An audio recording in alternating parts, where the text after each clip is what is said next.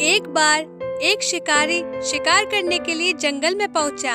उसने अपने तीर पर बहुत ही खतरनाक जहर लगाया और शिकार को निशाना बना करके उसने तीर को छोड़ा, लेकिन उसका तीर चूक गया और तीर एक पेड़ में जा लगा। वह पेड़ बहुत ही हरा भरा और बहुत सारे तोते उस पेड़ पर रहते थे। जैसे ही वह जहरीला तीर उस पेड़ पर जाकर लगा, वह पेड़ धीरे धीरे सूखने लगा और उस पेड़ पर जो भी तोते रहते थे वह एक एक करके उस पेड़ को छोड़कर जाने लगे।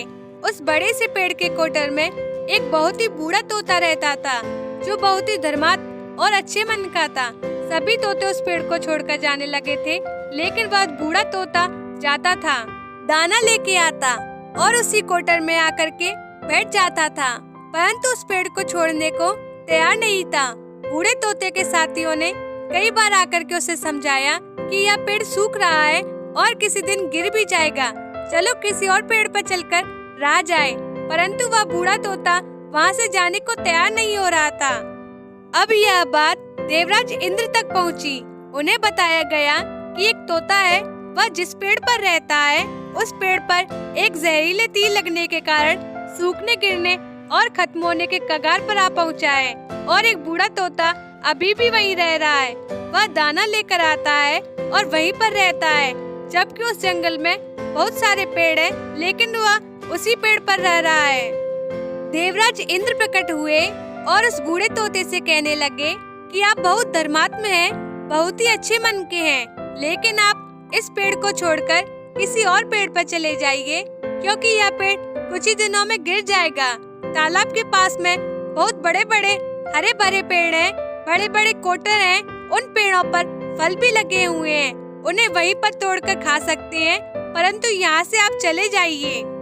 तोता बोला, माफ कीजिए, इस पेड़ ने मुझे जीवन दिया है, शिकारियों से मेरी रक्षा की है, हर मौसम में मेरे साथ रहा है, ये कोटर मेरा घर है, मैं यहाँ पला बड़ा हूँ, इस पेड़ को मैं छोड़कर कैसे जा सकता हूँ?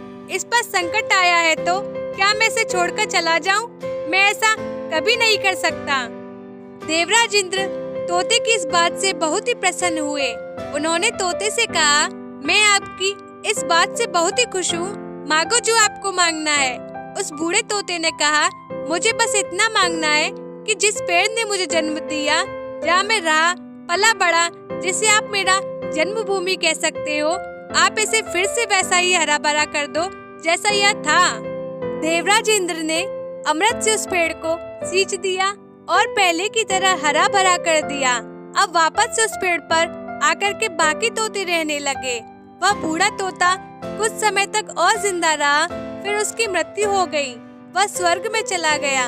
यह कहानी हमें सिखाती है कि जब भी किसी इंसान का बुरा दौर आता है तो इमोशनली वह टूटा हुआ होता है, उसे किसी के सहारे की जरूरत होती है, किसी की आवश्यकता होती है। अगर आप ऐसे समय में उसे छोड़कर चले जाएंगे, उससे बात नहीं करेंगे, मुंह मोड़ लेंगे, तो आपसे बुरा कोई नहीं है, क्योंकि आप किसी के सुख का साथी बने या ना बने, लेकिन आपको हमेशा किसी के दुख का साथी जरूर बनना चाहिए।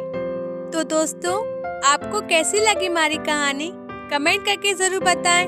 वीडियो को लाइक, शेयर और सब्सक्राइब कर लें, साथ ही घंटी दबाकर ऑल पर दबाएं, ताकि आने वाली वीडियो आप पर पहले पहुंचे। हम आपसे अगली वीडियो में मिलेंगे। धन्यवाद।